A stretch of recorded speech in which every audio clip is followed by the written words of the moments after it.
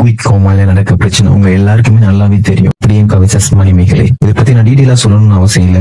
But நம்ம இதுக்கு என்னென்ன ரிப்ளைஸ் வந்திருக்குன்னு பார்க்கலாம். 80% ஆஃப் ஆடியன்ஸ் என்ன சொல்றாங்கன்னா பிரியங்கா மேலதான் தப்பு, மணிமேகலைக்கு எல்லாரும் சப்போர்ட் பண்றாங்க. சோ அந்த வகையில ஆடியன்ஸ்ல என்ன பண்றாங்கன்னா, செஃப் வெங்கடேஷ் பட் இருந்திருந்தானா இந்த மாதிரி நடந்திருக்க விட்டுருக்க மாட்டாரு. இந்த பிரச்சனை எந்த அளவுக்கு போயிருக்காது. அவர் இந்த பிரச்சனையை கண்ட்ரோல் பண்ணியிருப்பாரு.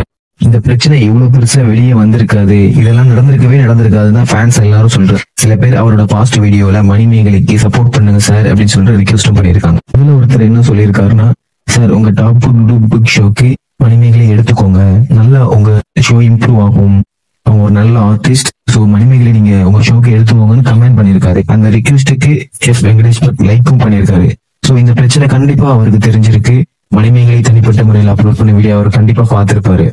சோ அவர் அந்த இடத்துல இருந்தா இவ்வளவு பெரிய பிரச்சனை நடந்திருக்காதுன்னு இந்த லைக் பண்ணதை வச்சு நம்ம தெரிஞ்சுக்கலாம். நெக்ஸ்ட் டாப் புக் ஷோக்கு மணிமேகலையை கூப்பிடுவாங்களா, அவங்க போவாங்களா, அந்த வெயிட் பண்ணி பார்ப்போம். ஒரு சீனியர்னா தன்னோட ஜூனியருக்கு வழி காட்டணும், வழி கொடுக்கணும். பிரியங்கா பண்ணது சரியா தப்பா நீங்களே கமெண்ட் பண்ணுங்க. பிரியங்கா மணிமேகலைக்கு என்ன பதில் கொடுக்க போறாங்க?